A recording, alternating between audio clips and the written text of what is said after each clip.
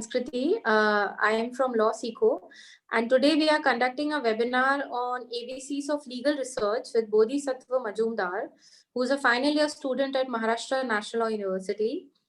And today he will be taking a session on the same topic. Welcome, Bodhisattva. I welcome you on behalf of Law Seco. I hope it's a really interactive session.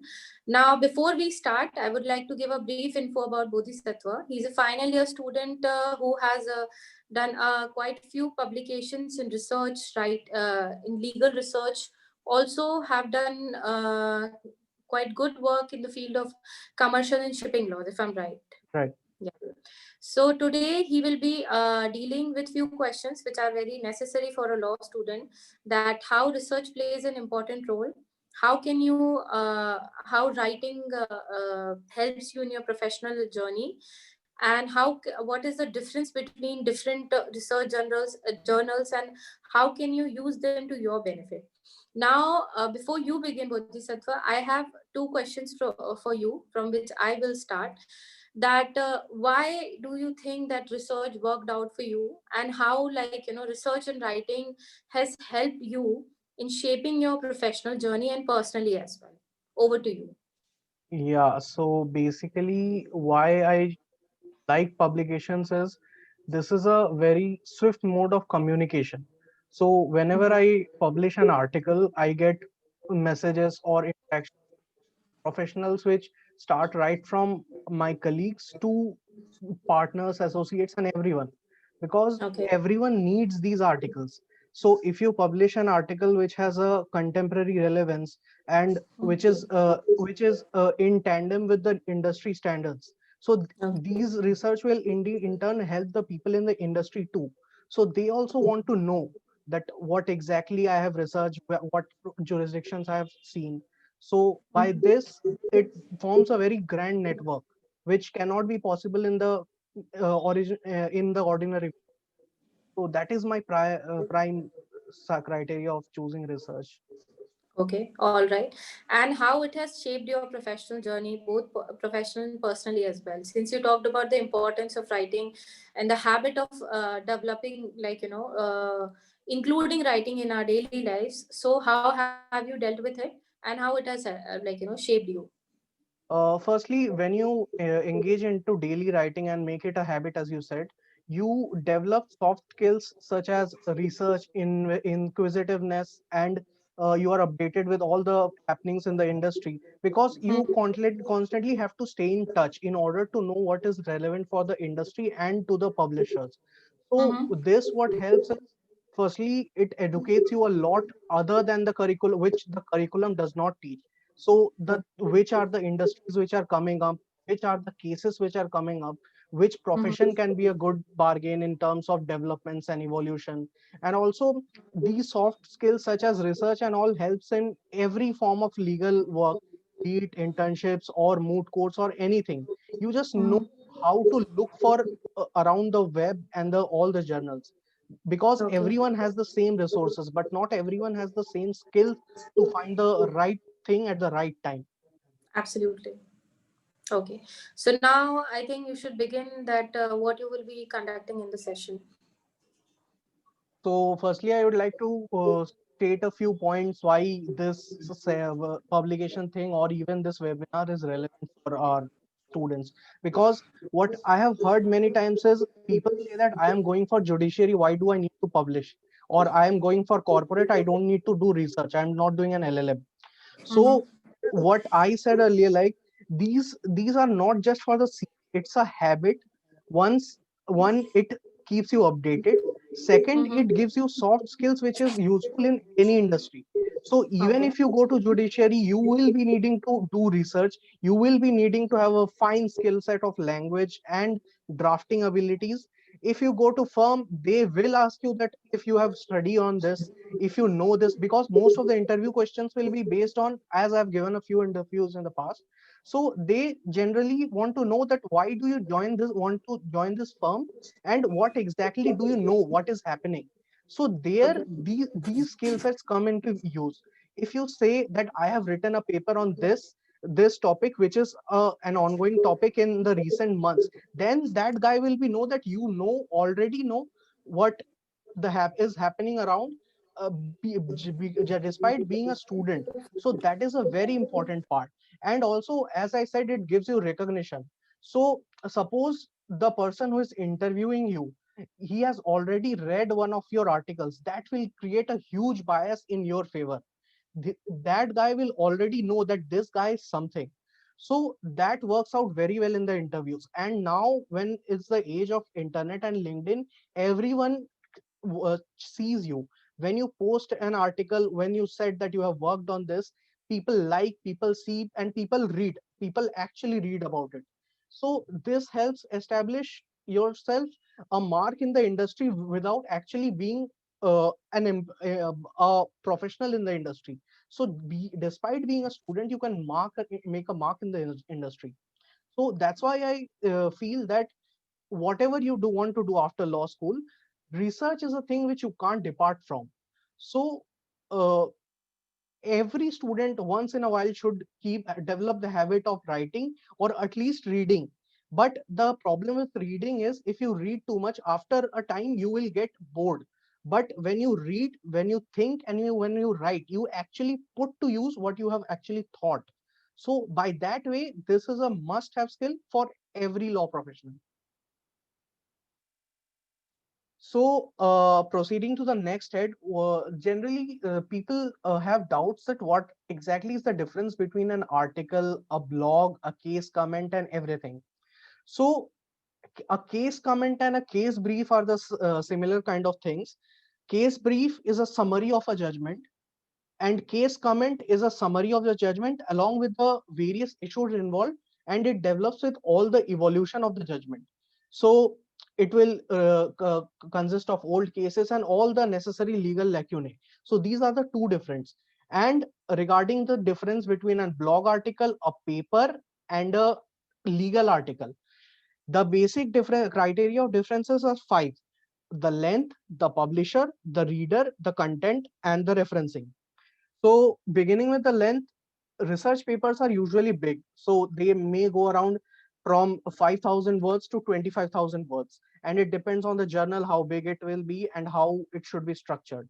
While blogs and articles are 2 minute or 5 minute reads and might be around 1.5 thousand words. So the main difference between a blog and a paper is, a blog is read by professionals who just want a quick reference to begin their research, but a paper is usually referred by academicians who want to do deep research Uh, on. Bodhisattva, I'm so sorry to interrupt you in the between, but Hmm. I would here request you to go a little slow, because we have, like, students and attendees here, and when they will listen, you will, like, little stop. So, like, they will be able to pose much better questions. It will have them clarity. Right. So you can go at your own pace, just a little slow, so that, like, they are able to catch up with you. Sure, sure, Over to you. sure. So apart from this length, there is a difference of publisher. Usually, research articles or research papers are published by two kind of institutions. Some are the institutions run by the colleges. Every college will have a law review or a blog, and the other parties are professional publication houses such as Taxman, Manupatra, SEC, and all. So the basic difference being, these blog articles are run by the institutions. They help you gain audience among the student community and the academic community. But the publishers like Kluwer, Taxman, Mondak, these are read by professionals. So usually the people from law firms, they refer to it on a daily basis. They have the system of newsletters, so they will get constant updates about it. So this is the difference between the readership. So this is important because when you want to write an article, you should structure it according to the readers.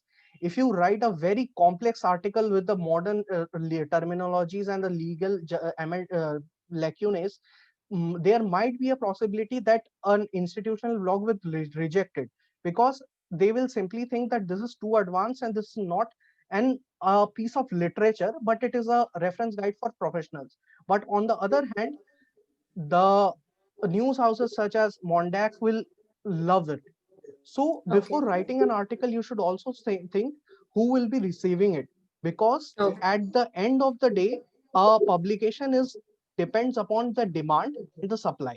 So Okay. it is the need of the publisher and the need of the readers.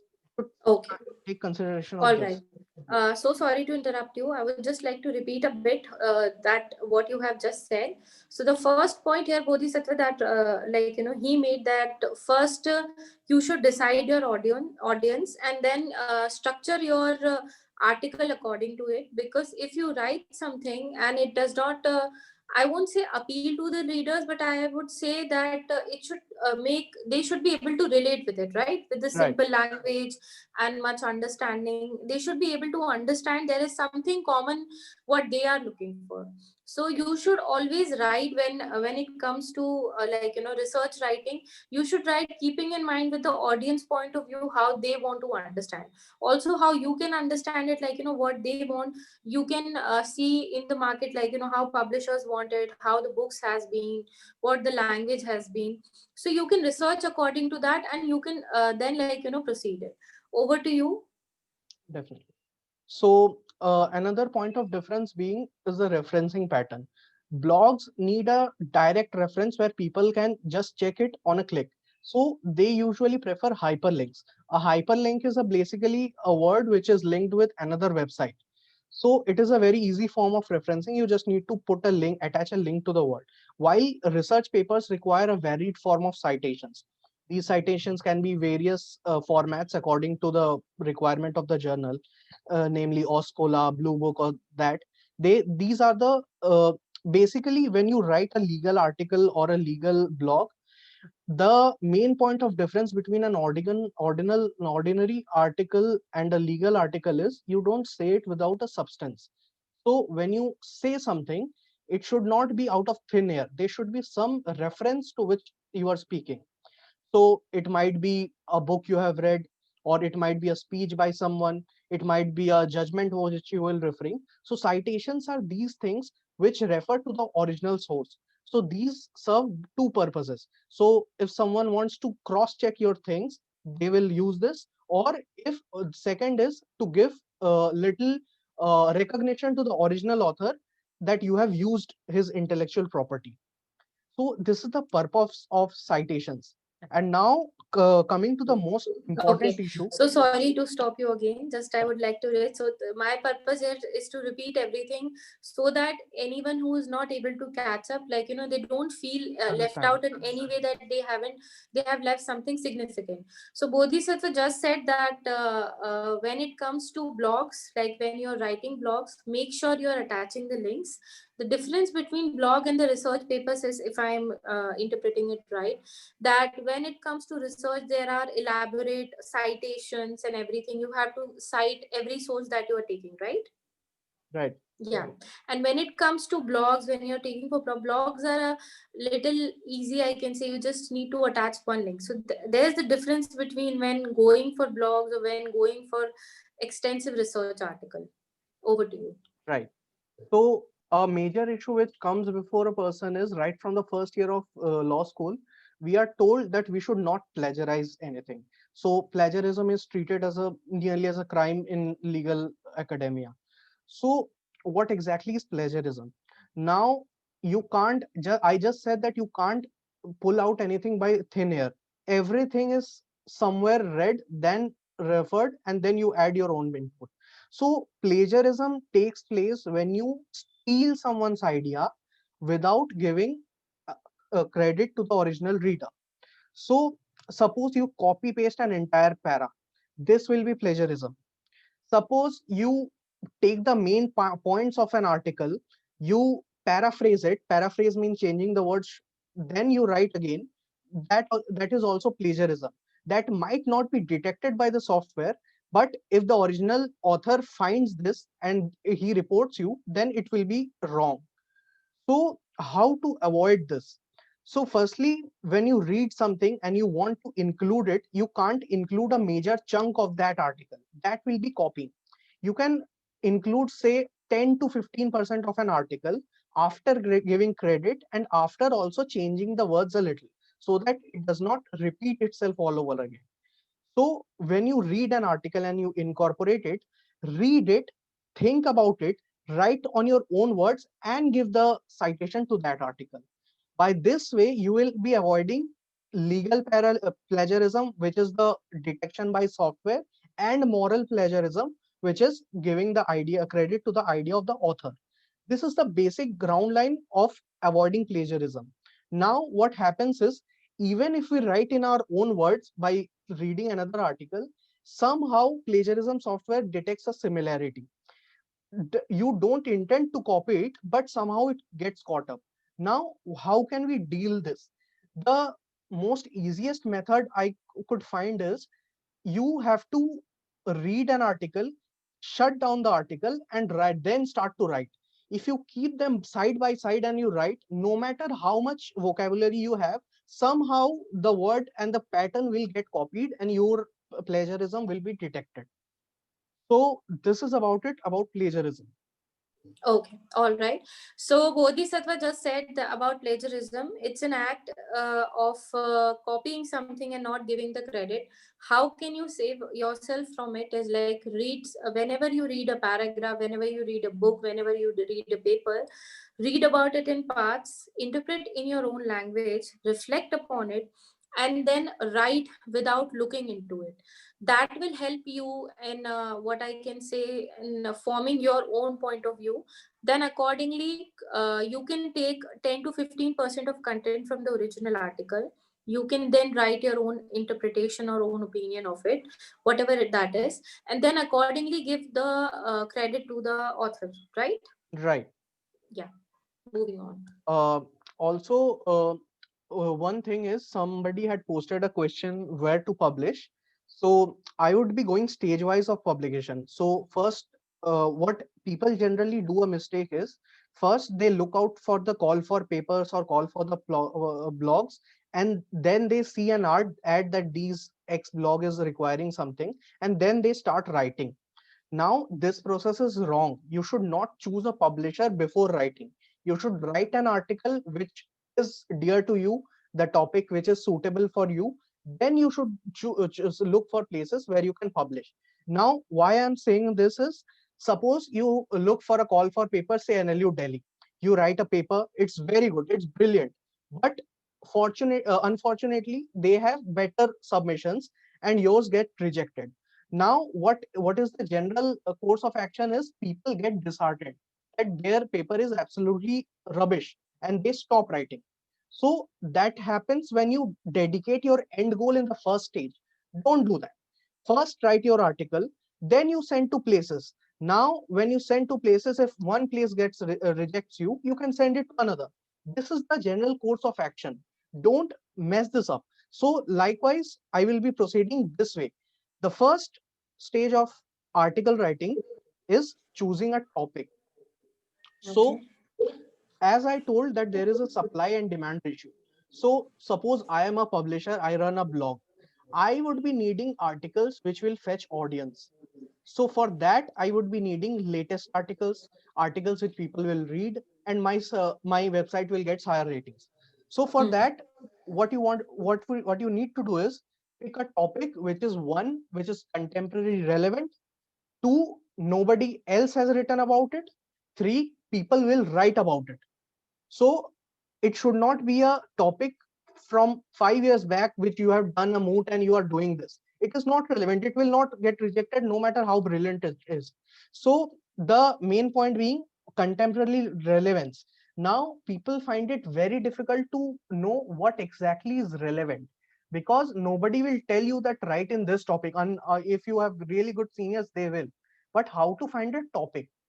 So the best habit is, follow regular newsletters like SCC, Live Law, Bar and Bench, which give instant updates. Read about it.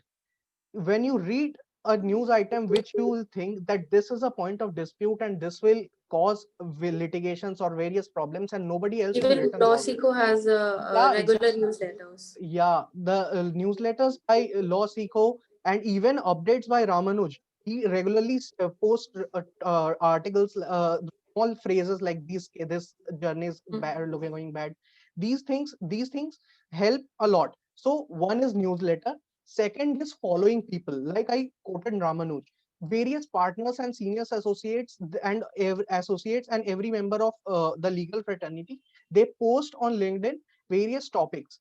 Like I a lot of people, like one is Mr. Haseet Seth, and many people you will if you surf across LinkedIn, you will get these post small paragraphs. It's like a Facebook post that this case is going this law is good, this law is bad, these things. So when a person who is currently practicing in an industry and has a decent experience post that this topic is very disturbing, you will know that this topic is very will be in demand. So you will go ahead of the new, even ahead of the newsletters, and then you will understand that we should write on this. Second is this. Third is internships. When you work in internships, you get to work on matters which are currently in dispute. So those matters are usually unsettled.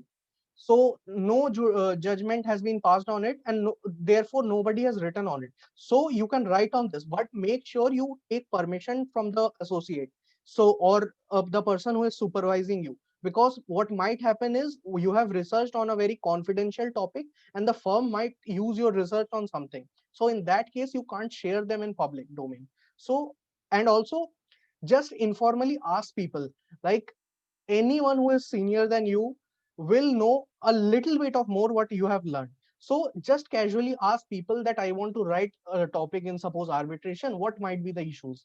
So people will gradually generally help you. So these are the methods of finding a topic.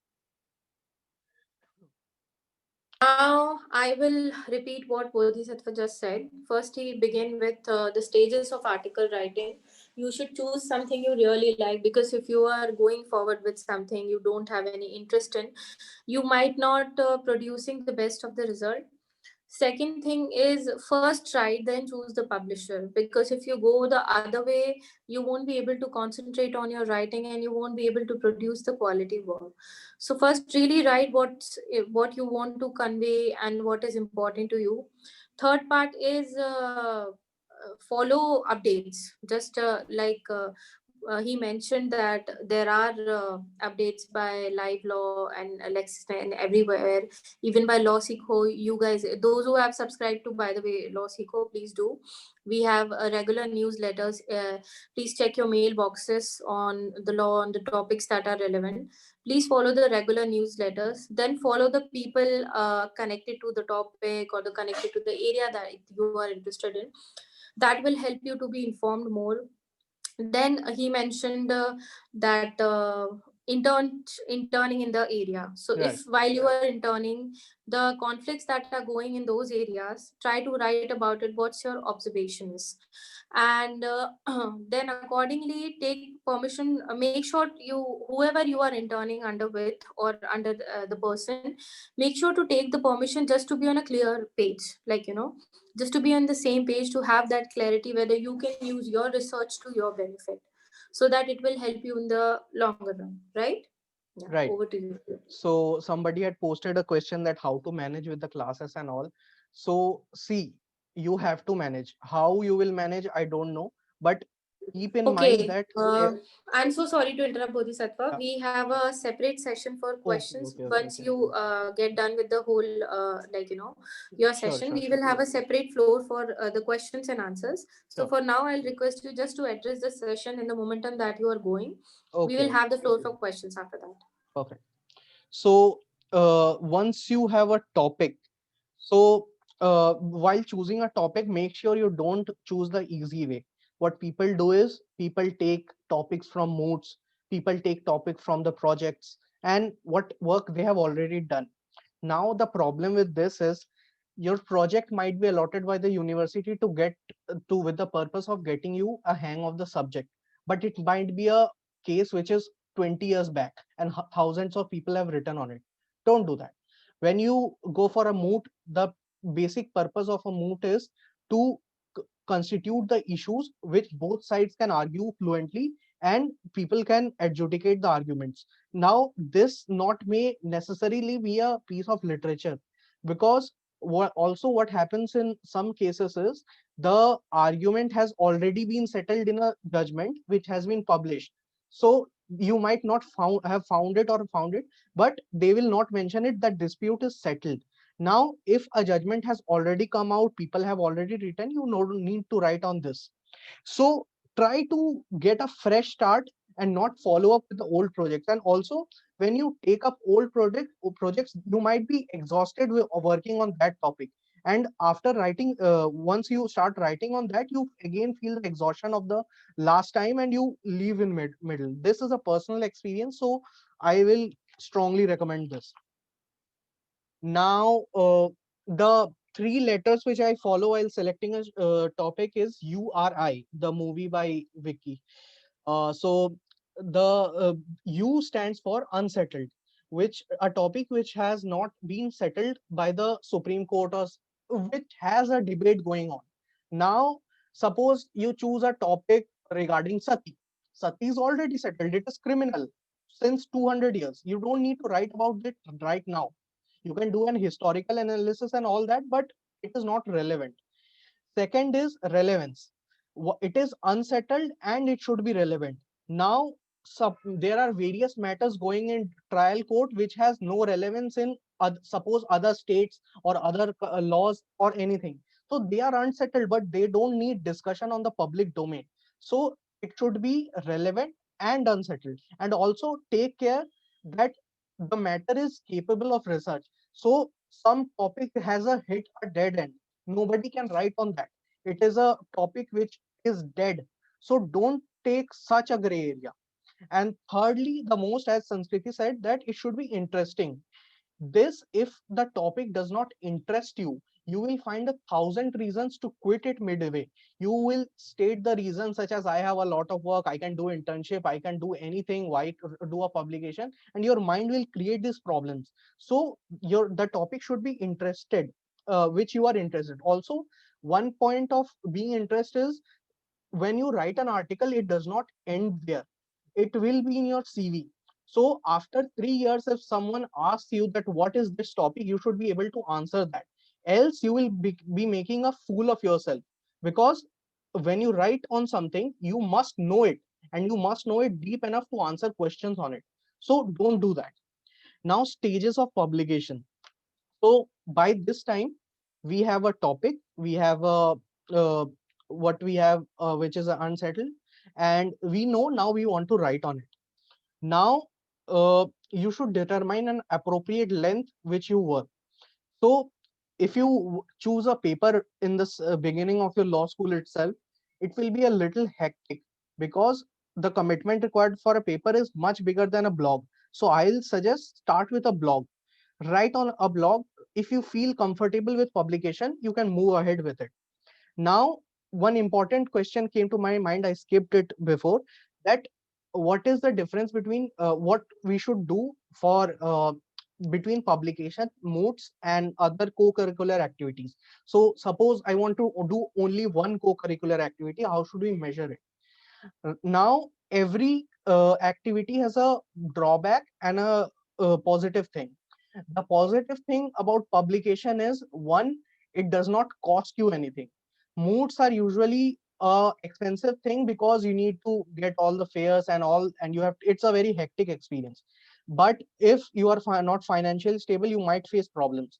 Publication is free of cost. You just need a laptop and you need internet. Everyone nearly in law school has that. So this is one plus point. Second plus point is it is transferable work. So when your hard work is complete, you can transfer it. So suppose one publisher rejects you, you can next moment you can send it to other publisher. So if your article is good, it will be published anyhow. So that's about it. And then the third plus point is, when you work in an article, it is not an impulsive decision. It takes at least a week, and you get a lot of time to read, to write, and to form an opinion. Now, see, like I was a very stammering person who lacked in oral ability. So I faced difficulties in debates because I did not get time to form my thoughts and express it.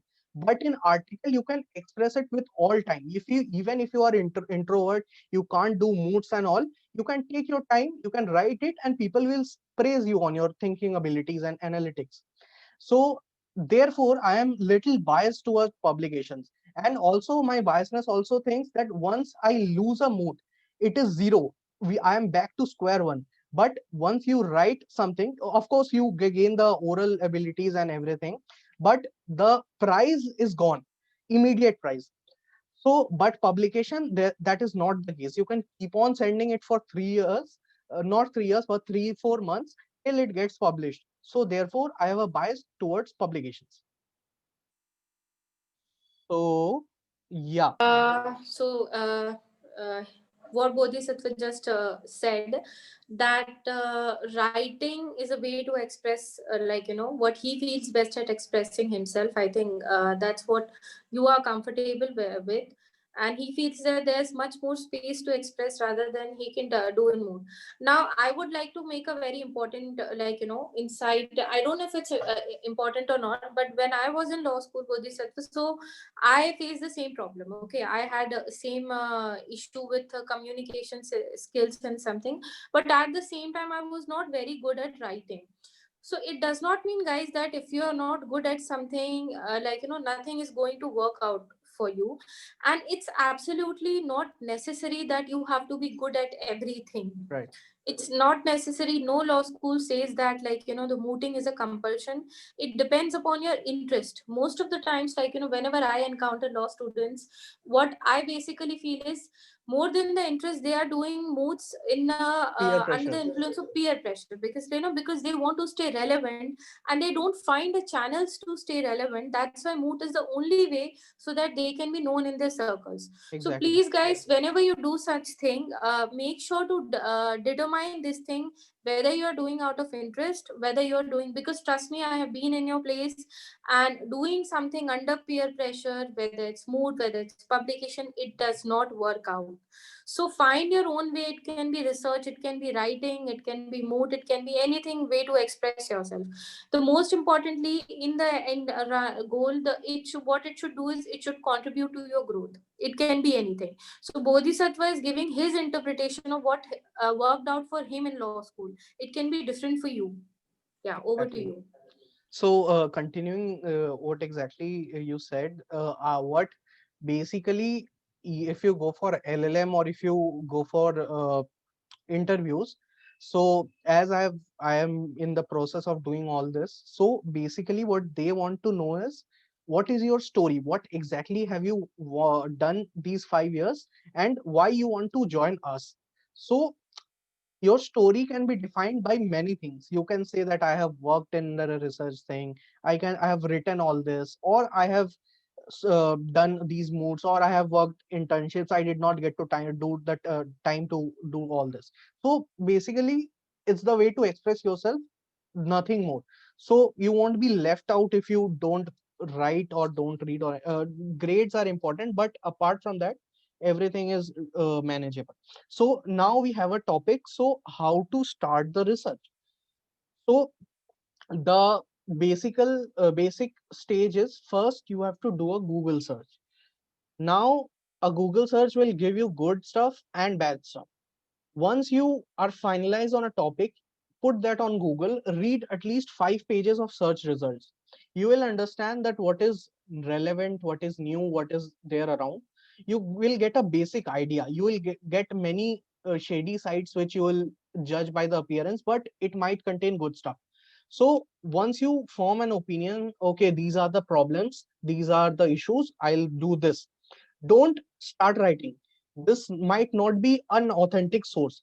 To get an authentic source, filter among the results. Go to institutional blogs, uh, which are runs by these colleges. The blogs, they are little bit authentic when compared to random websites. Once you have read these articles, you will know that what are the issues and what how will you will argue. But what you will argue, you will not know at that stage. So after doing this Google search, after doing reading the articles, you will go to commentaries. Now, commentaries are basically the thick books on the subjects which are placed in the library. These are the best book. These are the best places to know the knowledge around the subject right from the first day of when this someone thought about the subject till today. It will contain a full evolution, full comments, and full in very descriptive manner. So suppose you are writing a paper on constitutional law, you will have to read Durgadas Vasu or Sirvai or uh, in the or MP Jain. MP Jain, right? I use for that. So these books will give you a broad idea. It will not help you to gain contemporary knowledge, but it will help you to understand how to think about it. Once you are done with it, start writing. First, you go with the basic facts. So I'll take the example of say mm, the what can we do? Euthanasia. So you want to write on euthanasia. So first you have to establish in the first part of the document why a reader should read this. So for that you need to give some latest facts of the about the subject. So in the introduction, you should be a little, it will require no referencing or citation. Just explain in plain words why it is important. So you can speak that X country has drafted a law which legalizes euthanasia, but we have not. So I feel that we should legalize euthanasia. Then you start, this introduction should only convince the reader that rest of the 9 or 10 or 15 or 2 pages are worth reading. So you will not cite case laws here. You will just explain in plain words. This will be the introduction of the part. Now, once you are done with this, you move to the main body. Now you can follow different modes. One is to explain the law. So stately will tell that law prevents a doctor from euthanizing his patient. This law was developed from the law by 19th century, from mid 20th century, and this is the law, and this is the correct law. Now you have completed the law part. You have completed the fact. You have completed the law. Now you proceed to judgments. Judgments are basically interpretation of laws. So you told that although the law is this, it has varied interpretations. So you find so suppose you find here you have to be very balanced. You don't start arguing for the first page that euthanasia is bad, euthanasia is bad, euthanasia is good. Don't do that. Keep a balanced approach that these courts have legalized it, these courts have illegalized it, these I think these are not relevant. State everything. Once you are done with this, this will be the hardest part when you will need to contribute what you think. Now again, as I have said 4 times in this webinar, you cannot think out of thin air. You have to substantiate it. But right now at this stage, all your sources will be gone. You have used your laws, you have used the judgments, you have used the articles, everything. Now you have to take sources which are not squarely legal sources. So you might take conventions, you might take reports, you might take surveys and X number of things which will substantiate what you think. And this part should be entirely your own. You might have combined 1,000 things, but what you are thinking, nobody else has thought this. So this part is the hardest one, and most people quit at this stage. But if you have rigorously follows the previous stage, you will be able to flow across this very smoothly. And once you are done away with this, then you proceed to conclusion. And throughout this, you have to keep citations. If you are writing a law, you have to give a citation. If you are writing a judgment, everything you have to cite. But see, regarding plagiarism, I forgot to mention, if you quote laws or judgments as it is, then it will not be plagiarism. So many people quote exact statements of the judgments, and that is not plagiarism because often these statements are interpreted in a number of ways. So when you quote a judgment or any part of as it is, you have to follow a specific format. Most people, what they do is they italicize it and double quote it. You can do that, but you have to make it sure that you are making the reader known that these are not my words. So these are the basic stages of writing an article. Now, suppose you have written, and in between, if you are stuck, you can consult your friends and your teachers. Your teachers will act like the commentaries. They will give you a broad knowledge. They have will not deep knowledge about the subject. But in order to get the latest knowledge and the latest tiny bit of nitty-gritties, you need to consult with people who are actually working on that in practice. So you need to consult with people. Suppose you have a previous interns, supervisors who are super friendly, or you have seniors in your college. Talk with them. These are the points which can be spoken with the professional comfortably without being appear like a bootlicker. So these are the topics for conversations, and people generally appreciate it that they are being approached for this subject. So I guess this will be needing a summary. This as a long part. Understand that. So I'll summarize it for you. Basically what he mentioned, that whatever you are reading, to substantiate it, it has some kind of matter. Now most of the students here get confused, like, by determining the line between what is substantive or what is procedural, or like, whether it is relevant or not.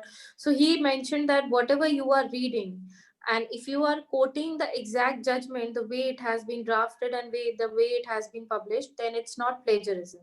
But yes, if you are interpreting the interpretation, the matter of something, then you're not giving the credit, that's plagiarism. You're like, copying as it is. But interpreting judgment, a judgment is only interpreted as it is. You can't do anything about it because it's already been passed by the judge.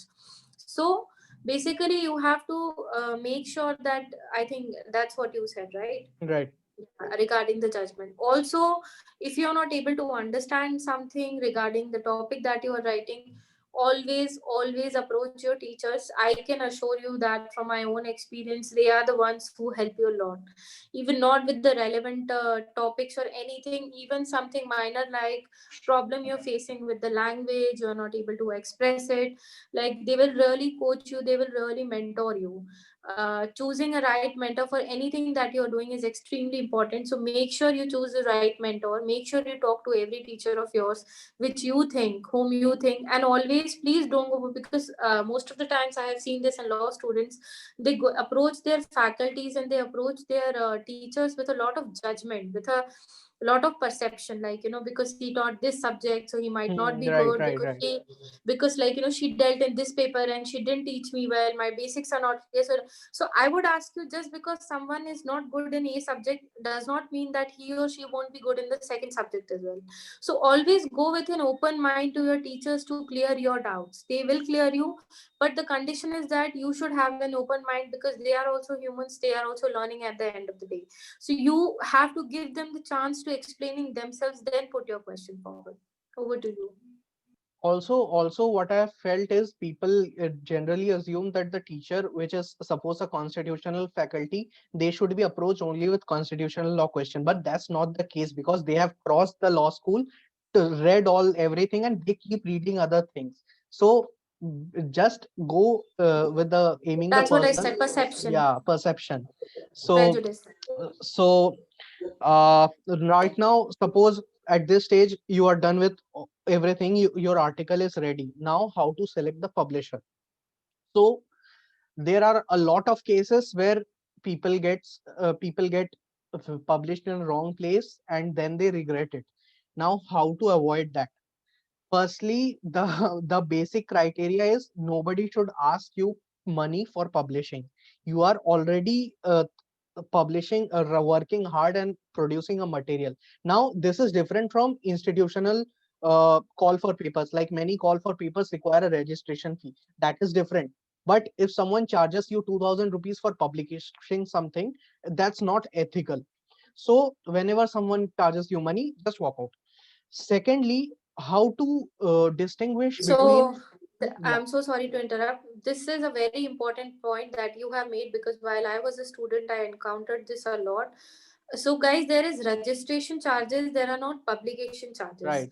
Whenever you approach a journal, please read the background of it. What is it into? What are they practicing? And if they are charging something, please ask them that why they are charging. You have a right to be heard. You have a right to know where you are giving your the work, because you have put your, like, sweat and effort in it. So make sure that wherever you are giving your work, always exercise your judgment regarding the platform. Exactly. So once you have eliminated the payment kind of thing, because see, the journal might be good, because whenever someone asks for a payment, there are many factors involved into it. Whenever someone is there for only profit, he will look for maximum publication so that maximum revenue is generated. That itself deters the quality a lot.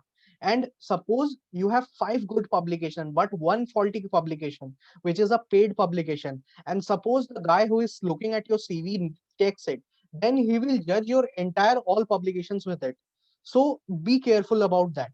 Now, how to distinguish between private publications and private publications, basically? Because if a publication is run by an institute, college, then 100% it is very good, decent, and it will be very looked great upon your CV.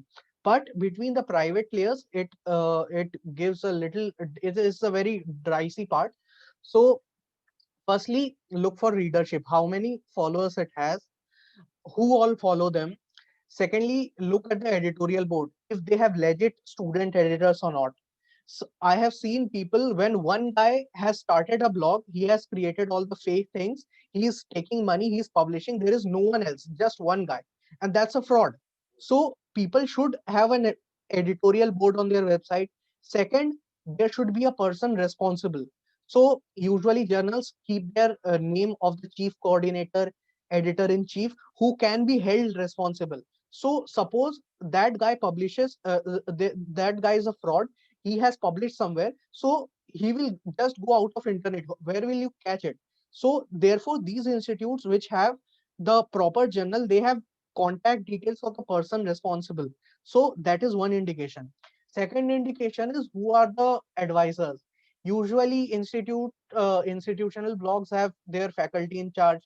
Private blogs have a board of advisors who get. So these are the borderline criteria of finding an authentic journal. Now, my remark to this is, whenever you are at the initial stages of publishing and all, try to publish under a college. Once you have been through these publications for around a year or so, you will yourself will understand which has greater value and which has not. Apart from that, various try to look who all read it, so how to understand it. So suppose there is a publication by say Cluer Arbitration, you will see the likes and the comments, and you will know that people who are at the higher level of the legal hierarchy, they are reading it, they are commenting it, means this has very good readership and you will like it. Further, look who have published previously. So suppose published previous volumes are not given, then it is a very shady place. But if someone has published before, you can ask them that how is the review process, who all reads it, or how was your experience. You can go for that. Apart from that, the hierarchy should be, first try to get published under a college. Second, try to get published in a very popular publishers like Thomson Reuters, Taylor Francis, or all the various publications which you have heard from childhood. So after you are done with that, then if you are not getting selected, but the chances are you will get selected, if you are not, then try to see your peers. The best criteria of search is, look at your classmates. Now many people say that they are getting disheartened by seeing other publish, but that is a stupid things to say. If someone else has published in your class has published somewhere, it is a very good indicator. Keep a list of the places people have published, so you will know that these blogs are active. They publish articles which you have peers have written, so publish with it. There is no competition. Take it as a positive indicator. And also, what I have seen is, people are scared to send it into foreign journals, that they will get not get selected. But in my experience, it has been completely opposite. Foreign articles, if foreign journals and the blogs, if they want to select, they select it instantaneously in a very short period. Because what I feel, that Indian journals get a lot of submissions compared to the foreign blogs, and the foreign blogs are usually more receptive towards, their leniency level is little higher than the Indian blogs. So they will not judge you if you are first year student or second year student. Don't plan it like that, that after I have published 10 papers, then I'll go for foreign. Send everyone, send to relevant people. Now, if you are writing, say, on human rights, if you send to a art on a blog which deals exclusively with human rights, that has a greater chance of publication than a general blog. So these should be your criteria of sending the blog, not how, where it is located or which, how big it is. Everyone needs good articles regardless of who has written. So don't form prejudices in your mind before sending it. So this is one. And what is this? Huh. So also check whether it is active or not. Now many blogs publish once, say 2 months they will publish, and then they will have semester or something. So in order to do this, what I have found a good hack. So there is a email tracker kind of thing which tells you that once someone has read your email, so install it. So this will help you decide whether that blog is active or not, or else you will send to a blog, they will not read your mail, and you will be sitting for months, and then you will be disheartened that they have not even replied to me because it is a very bad paper. That's not the case. So make sure the other person is reading. Secondly, past articles. Go look across the past authors and the quality of articles. If the quality of articles, you will get on by reading. If you like the quality of articles, you should go ahead with it. Response level, that's it. The app's name is Mailtrack, if you want to. And also there are various criteria of selection. So one is the year of origin. The journals which as old, the age of the journal is a major criteria.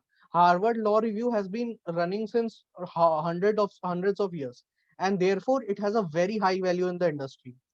Also, if a journal has published previous issues, it has a level of authenticity and recognition. So age is one criteria. Second is frequency. So, like the Journal of NUJS publishes on rolling basis.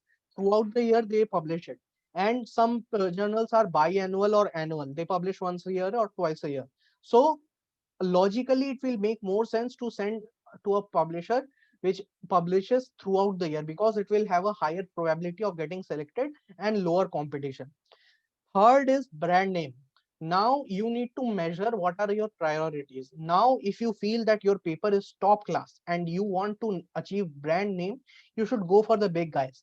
But what my criteria of selection is, I want to express my opinion. I have written this, but I need a place of publisher. So I don't consider the brand name essential thing, because according to me, the content will speak more. So you can publish in smaller universities or local universities, doesn't matter. You have published it, you have expressed yourself. That should be the main goal. But of course you can go for brand name. And region wise, as I've told, the journals in India are highly competitive. They receive hundreds of papers per month. And I have been with Indian Journal of Law and Public Policy. They used to receive a lot of papers. So the competition is usually high in India. Now, suppose you have written in the topic which is does not depends on region. Like a peer of mine was writing on climate change, and she was analyzing some Spain or something. Now you don't need to necessarily publish to an Indian house. Go to a journal in Spain, or suppose you are writing in South American nations, and you publish in Columbia Law Review. Then it is a great publication, and that will have comparatively less competition, because see, demand and supply. You are writing on Colombian issue, the Colombian publisher will love this. So region is one thing, and that's about it about place of publication.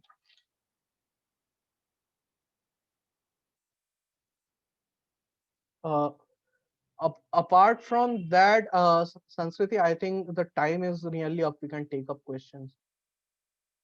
Okay, so I think we are done, right? You Yeah, have that's addressed about all time. the concerns. Okay, so now the floor is open for questions. Before that, I would really request you guys to post your questions in the Q&A. Other than that, if you can, please introduce yourself in the chat box. It will really help us to make it an interactive session. So now I'm opening the floor for questions. So first question is by Aditi Singh, who says that please elaborate on how to write a case comment. Yeah. So writing a case comment usually involves, first you have to list a case summary, which will be the facts of the case, bench of the which has decided on this, the issues of the judgment, along with that the arguments from the both parties and the conclusion. After that, this will be a case brief. After that, if you want to write a case comment, you have to trace an evolution of the case. So, Mhm. like suppose you are writing on that case, uh, that uh, suppose just understand that if some rights of privacy, so you have to write Khadak Singh, then you have to write all that, then you have to finally write on Justice Puttaswamy. You have to trace the whole evolution. That is it about a case comment. Okay. All right. Moving on to the next question. There are few publications like Lex Bonafide, Jura, Lex Syndicate. Are these blogs read by professionals or by students only? Also, articles getting published in newsletter is good or not? Regarding these, I don't want to comment in specific, but usually what criterias I listed in my presentation, these are the basic thing. I guess we have answered these. Okay. All right. Moving on to the next question from few publications charged for publishing articles. Are they valid or not? I think you have already Yeah, yeah. answered this question. Okay. Moving on to the next one. Uh, what we should do then while quoting the law judgments as it is, how to write rather than italicizing and quoting it with double commas, how to write the same then. I think Pushti, you need to be a little clear with this question. What exactly are you trying to ask? Because what Bodhisattva said that you should write as it is, but then give the credits. Also, she has one more question. What we should do if they are charging for delivering the hard copy of certificates, whether it is a good publication or not? It depends. Like, if suppose they are just asking for the speed post charge of 70 or 80 rupees, then it is legit. But if they are asking for 500 or 600 rupees, don't go for it. Mm-hmm. Okay, all right. Uh, then the next question by Mansi is, can you please mention some free plagiarism checking application? Yeah, If you could type in the box if the option is available to you, Bodhisattva, yeah, please do yeah, that. I'll do that. Should I answer to specifically her or everyone? Everyone, Okay, please okay, do fine, that. fine. I think this is a relevant question. So there is small, so there is Grammarly. Hmm. These apps are not very good actually, because I Hmm. guess most of the universities have their own plagiarism checker like Turnitin or Urkund or something like that. So they are little relevant. The thing which you can do is you can manually check. Like in my blog, most articles are by corporate. So I check Hmm. popular blogs which I know is like corporate law, IRCCL or India Corp Law or Mondac. I just manually check it and run keywords in Google. That is sufficient. Okay, all right. Then the next question is, can you please elaborate more on Scopus publication? Now, this is Uh, something a little new to me. If you could yeah, answer no, that. I don't have idea on this. Okay, all right. Ajit asks, can you kindly tell the formatting or structure we need to follow while doing research work? That will be depending on the journal. So the submission line guidelines will be giving the journal guidelines which they require. So they vary accordingly. So Okay. one answer could The not be there. next question is, research from Manupatra or SCC online is enough? As I said, it is not enough because you have to read from. See, when you are writing something, you should have considered the holistic view. So one Hmm. side cannot be ever enough. So you Okay. have to read from books, you have to read from papers, you have to read from judgments, you have read from read. So it depends on the topic. So suppose I am writing on maritime law, then Lloyd will have a huge collection, but SEC will. So this is cannot be specific to a site. Mm-hmm. Okay, all right. Laksh asks, As a law student, should we focus more on law reviews or research papers? These are same. Law reviews is basically a publishing house which reviews the developments in law, which is a journal. So these are Mm-hmm. same. Like Nalsa Law Okay. Review is the journal of Nalsa. Okay. All right. Vibhu has a question: how to write bibliography and references in your research paper? So bibliography is basically all the citations combined in one place, minus the formatting. So bibliography will have a different level. So it will be like books, all citations of books, statutes, all citations of statutes, like categorized division of citation repeated. And there is a automatic system of mark referencing. You write it down. So just Hmm. YouTube, send a search on YouTube. It's You could just just write it down in the yeah, chat sure, box. sure, sure.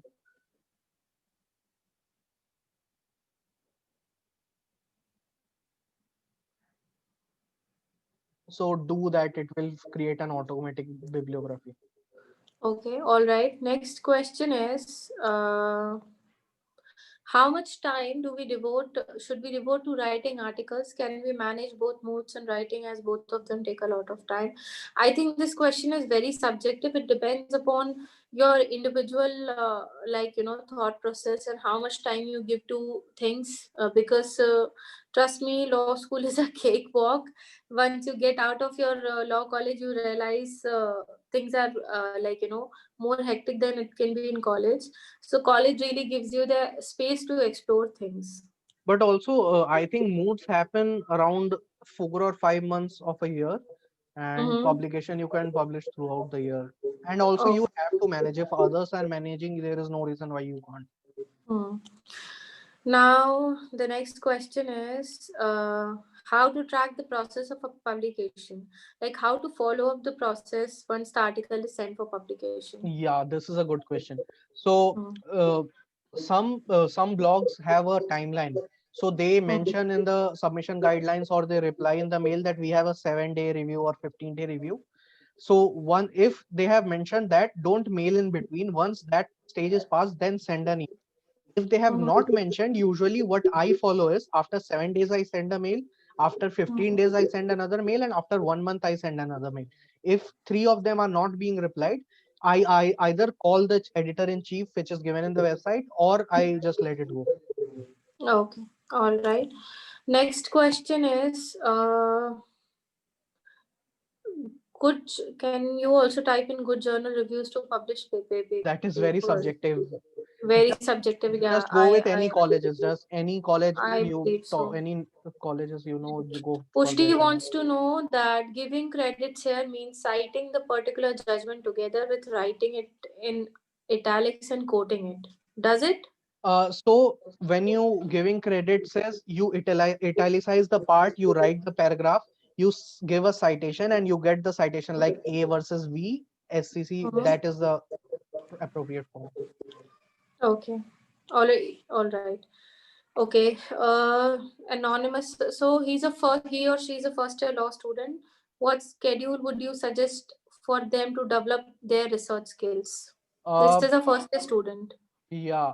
So what I will suggest is you are giving academic project, right, of the subjects. Mm-hmm. Just Okay. aim that out of how many subjects you have, you will make one project which is publishable.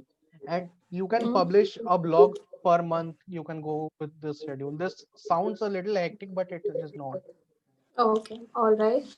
Moving on to the next question.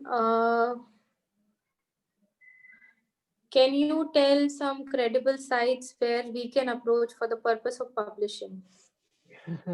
It will be a very long list. Okay. Just go Yeah, with I think university. Bodhisattva, what you can do is post the session when you will post it about on LinkedIn. You can mention about the sites also. Also, guys, this session will be live on YouTube and will be available there. So, anytime you want to watch it again, you can access it. Then, moving on to next question. If someone wants to make a career in corporate law, how to start writing relevant articles if they are in second year? Okay, so the subject matter and your year in law school doesn't really matter. So suppose you want to write an article on space law, you will not read it for 5 years. Even after law school, you will not come across it. But what you want to do is just research it, just start a fresh research and write on it. You don't need to be in some year to write qualified such thing. Okay, all right. Next question is by Lisa. Isn't it amicable that no student would be able to create a content of 85% when there's only 15% of plagiarism allowed? I See, think you can answer this question better yeah, since you have. so see, you can usually what I have written, most of them are 100% original.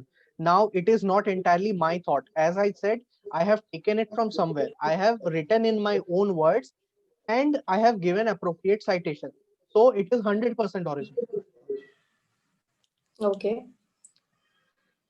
All right. Moving on to the next question. Could you please give us a few tips to write interdisciplinary articles, blogs, research papers, and which are few foreign good publishers? I think whoever this person is, he has done the entire webinar on that. If you were not able to follow the parts of it, please go to YouTube and after the session, this will be available on YouTube as well, and you can access the whole session there.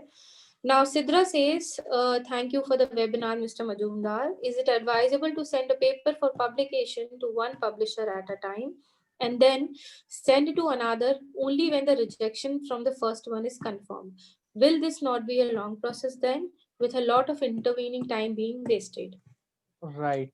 So she's my junior. So actually, thank you, Sidra, for attending it. Anyways, it is not ethical to send into two publications and rejecting once if you are selected. So what you should do is you should look for signs. Yes, it is a very hectic process. So what I do is I write around two papers, uh, research papers per year, so I get a lot of time. If it is not selected, it is a very long process. It can take 6 months, 7 months. For papers, you can't do that. For blogs, you can. Now, some blogs give a guaranteed 14-day time or something time. So wait for that time and then send again. Or ask for confirmation that yes, you have received it. When they said yes, they do, they acknowledge it, then wait for it. It is not ethical to send to 15 places and then you will not be able to follow up also. And it is preferable to send to places which are very active and have a good response time. Like the blog which I run, we guarantee a 7-day review process. So after 7 days, our author can look for anywhere else. So do that. All right. Now, another question is that is starting your own blog a good step? Yeah. So I am guilty of this act of starting my own blog. It has pros and Okay. cons against. But the pros are you get to meet a lot of people, get to feel a little importance. But the cons being you have to work a lot. For nearly 2 months, I was not able to do any other thing. And Mm-hmm. also, please understand that I started a blog after working for at least 2 years with other as an editor in other blogs, and only after I've written something substantial and I understand how a blog functions, then I started. Without experience, if you start it, you will run for a few years or so, and then if something You'll get bored of it. yeah, bored of it, and it will be not a long term process. And also, running your own things gets a lot of responsibilities. Like if I publish a plagiarized paper in institutional mail, people will blame the institution. But when you run your own blog and you publish a thing which is controversial, which is in Mhm. contempt, you will be responsible for it. So Yeah. I do not suggest to start any time before fourth year, because at Oh, least 3 years of law school are essential for understanding it. absolutely. Sakshi asks, can writing news analysis help law students in any way? I don't understand this. See, some not so good places offer content writing positions. I feel them as a waste of time because you are law students, you are not content writers. Now, Okay. some places make good. I think I pleaders are in a very good internship process. They help you drafting and all. These Yeah, yeah, places we are good. do. Yeah. So they give you articles to analyze, and half of our batch relies on these articles to read. So these are very good places to intern where you make analysis of the recent amendments. So these will help you keep updated with current affairs. It will help. It will be only place where someone will teach you how to publish, because Yeah. internship and publishers, they require you to be professional, and they assume that you already have a knowledge. So this is the distinction. Okay. All right. Moving ahead, the next question is, will comparative study of laws increase the chances of publication in a foreign journal? Yes, definitely. If you suppose, like, in European region, you have written on something, and a European journal will accept it. If you have written on a common law, then countries Mm-hmm. like Singapore, India, UK, you get a broader way of publication. But these are generally very difficult, because many of the institutions do not have access to foreign subscriptions and all. So it will be a Mm-hmm. little difficult to write. If you have Okay, them, all then well and right. good. Mhm. Lisa asked again, there are people publishing same papers on various different platforms. Is that valid? It is unethical if you have not taken permission from that previous thing. So there should be mentioned that this post was published in this. Okay, another request by an attendee. Could you please name a few people who post upon relevant topics on LinkedIn? It I will think be I a would lot. like to answer that. Bodhisattva will make sure after the session he will name the people who are like who post relevant stuff about the laws you are This interested will in be a on little the LinkedIn. controversial, because if I miss out on someone, they might get. But I'll Yeah. try. I'll try. I think you can you can filter out a few, take permission from them, then accordingly Yeah, sure, proceed sure, with them, sure, sure. right? Bushra asks basically all those posts which mentions that this journal is peer reviewed. What does it means exactly? She wants Peer, to know what is peer review. yeah, peer review is basically your peers will review your paper. So Mm-hmm. places like Taxman, they have professional editors working on your article. But suppose Mm-hmm. a student run a journal, it will be either Mm-hmm. your seniors or your seniors who have graduated. So peer review. Okay. All right. Now moving ahead to the next question. It is 1 second. Yeah.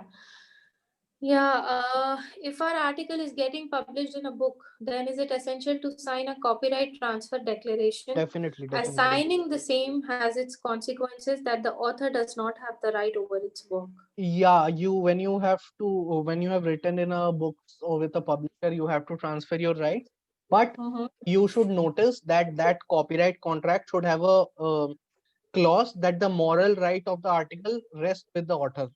What I have in my experience, I Publication have, rights goes to the publisher, yeah, but moral right the should be movement with right there. stays with the And publisher. also your name should be mentioned. That make sure that Okay. there is no place that it will publish anonymously or something like that. Then it's no use. Okay. All right.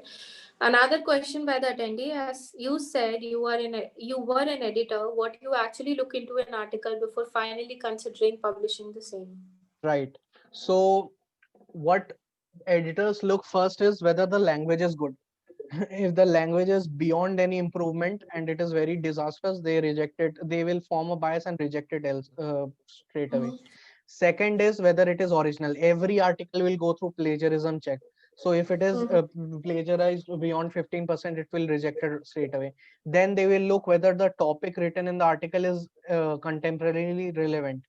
So once you have cleared these stage, you can be assured that your is considered for improvement. Then you have a chance to improve it on later stage. So these criteria you must satisfy.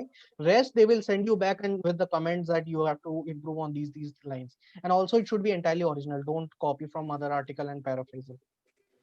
Okay, all right. The next question is any free and reliable databases for case laws or regulation? Lisa, there are databases like Manupatra, SCC Online that are there for case laws and regulation. You can look into that. Another question by an attendee: how to develop a habit of writing? Yeah, this This is is my something. head also. Yeah, so this is important. So see, Yeah.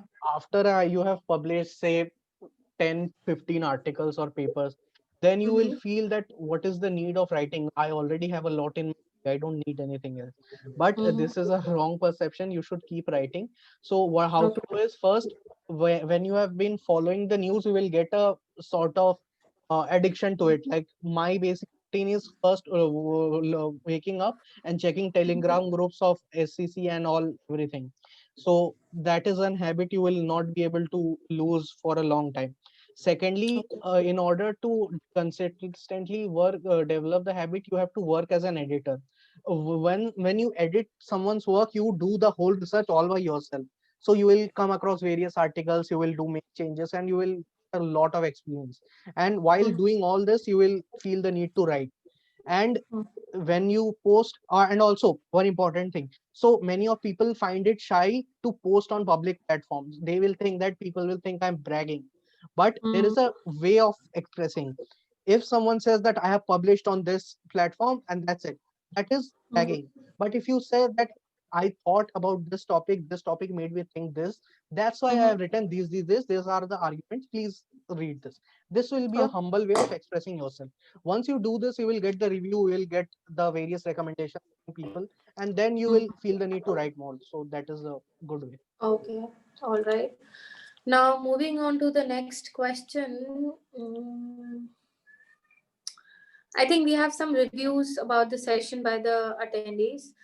Lakshita says that how to find information on topic which is so new and fresh, and there is not very much material available in public domain. So see, when such a topic comes, there must be a starting, there must be a judgment, a trial court judgment, or one article. So in that judgment, the judge will have referred to various judgments. Go to them, Okay. go to these kind of the spreads. Now, once you have read these, you will have a primary opinion. Okay, all right. I think we have reviews about the session from people. Nandini says you have been extremely amazing in disseminating the important information required, especially for first year students. Thanks a ton. Then,